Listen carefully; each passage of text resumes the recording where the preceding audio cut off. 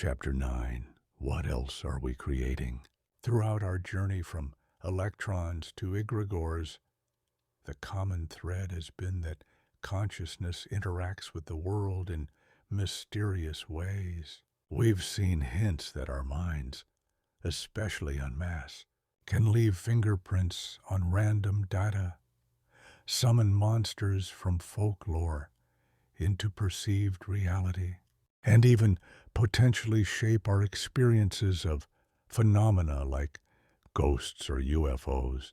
Now, with all these pieces laid out, we must face the larger questions. What other phenomena might straddle the line between mind and matter? And what does this imply for how we should engage with the unknown?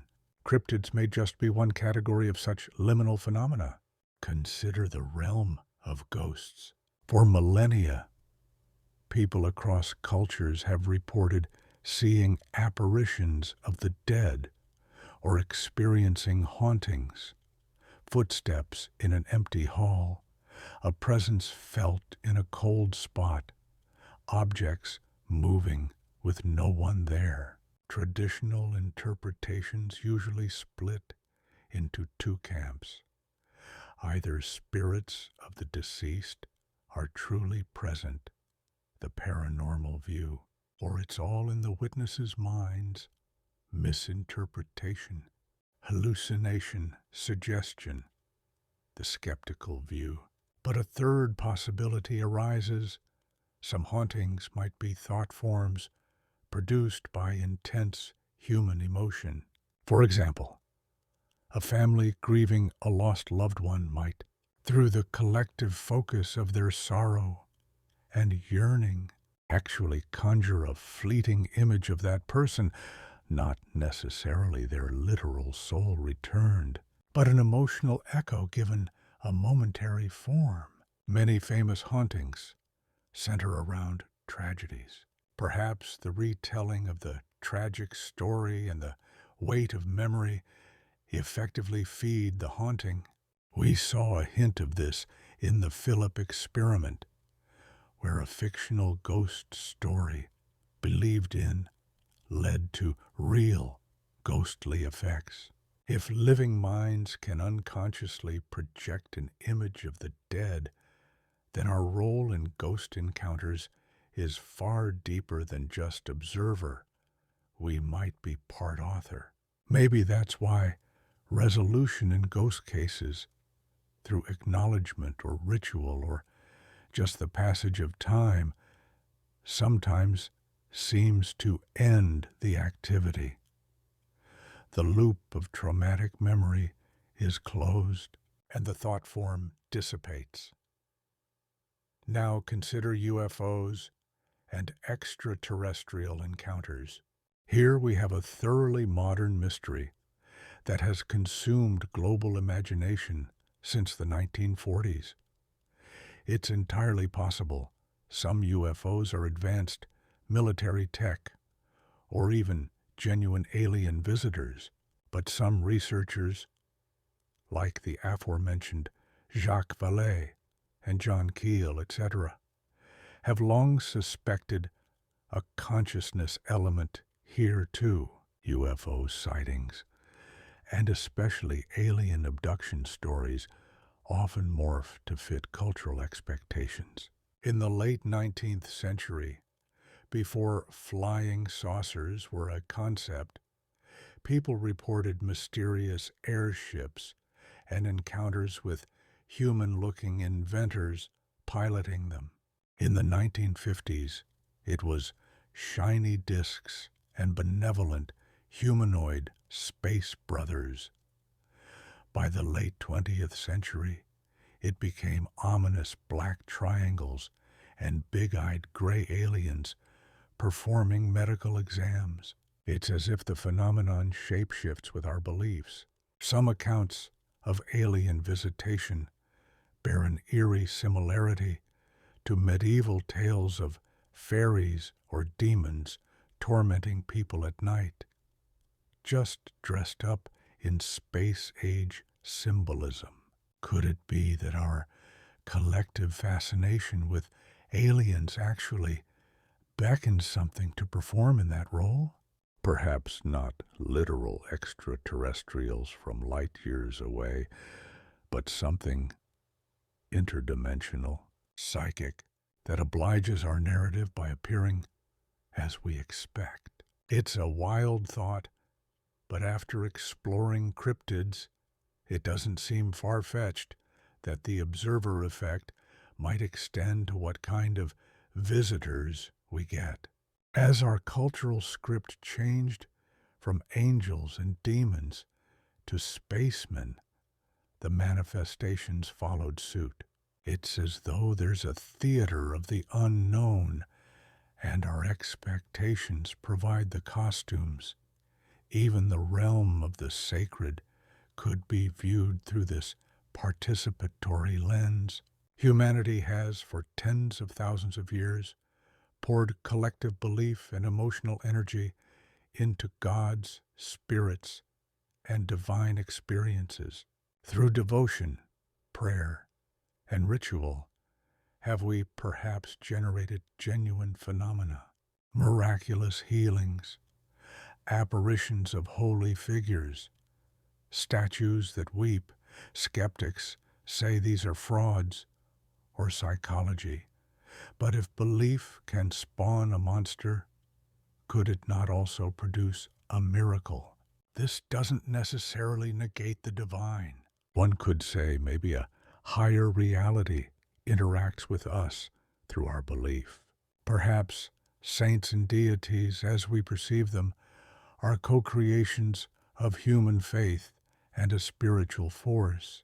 Our ancestors, with fervent collective consciousness, aimed at fertility gods or sky gods, might have actually induced real effects in their environment, rain dances that coincidentally worked, etc. There's an almost heretical idea here that the gods need us, in a way, to manifest, just as we need them for meaning. It makes spiritual practice a two-way street, a participatory dance, rather than a unilateral miracle. This resonates with our theme. Our expectations and symbols might be the interface through which a deeper reality communicates. In short, reality may meet us halfway, whether in the form of Bigfoot or the Virgin Mary's face on a tree, shaped partly by our own minds. Lest we become too starry-eyed, we must address the flip side. If positive belief can bring wonders, negative belief can bring terrors. Fear might be one of the most potent creative forces of all. It's certainly one of the most focused states of mind.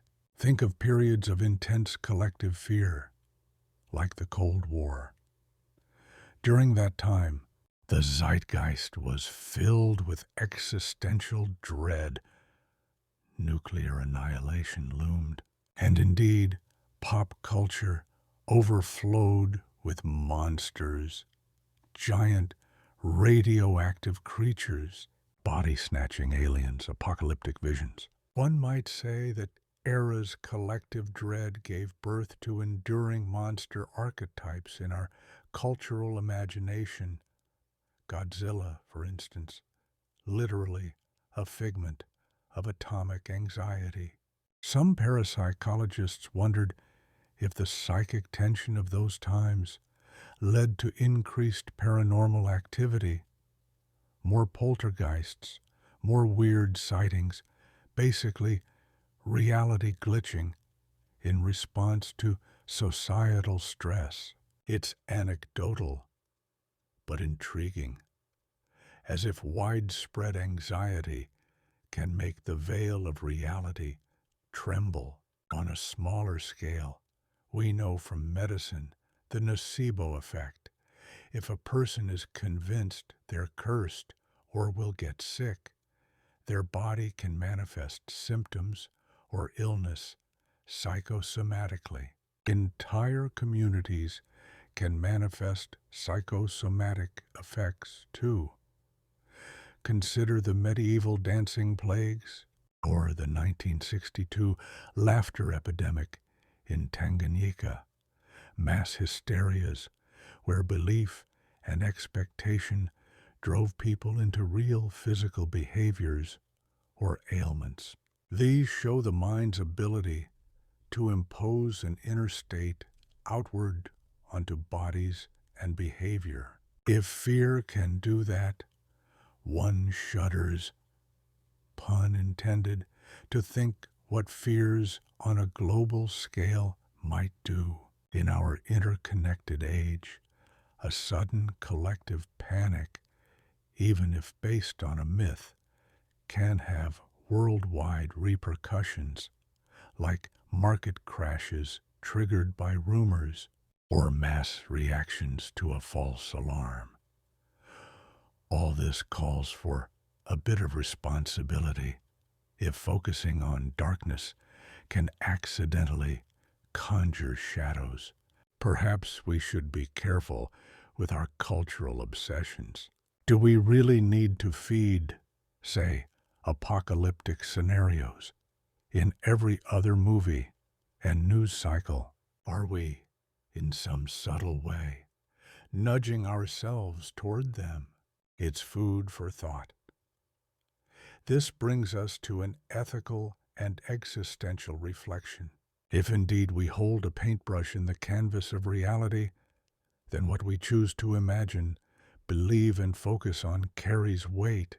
It's as if we've been thrashing around in a dark room with paint, and only now a bit of light is creeping in to reveal that the murals on the walls are partly of our own making. Realizing this, we have to ask, what kind of world do we want to paint? It's easy to accidentally paint nightmares. Perhaps we should strive to paint something beautiful instead, or at least be mindful of the process. Cryptids, for all their frightfulness, have a silver lining. They remind us the world isn't completely charted. There's still room for wonder, for the possibility that something utterly strange might lurk just out of sight. That feeling can be terrifying, but also exhilarating. It keeps us alive to mystery.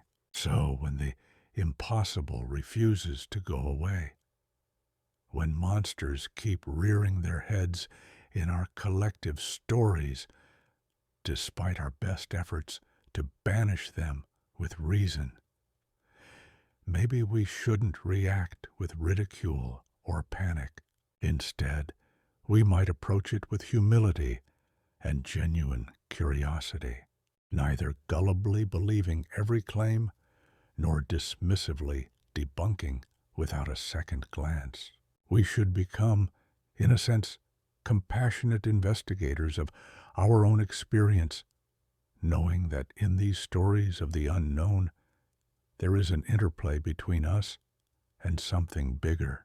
The tales we've explored, Bigfoot tracks in the mud, a red-eyed Mothman atop a bridge, an entire village panicking under the gaze of a devil.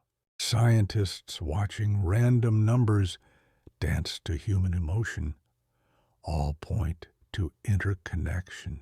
They hint that the line between subjective and objective, between mind and world, is not as clear as we once thought.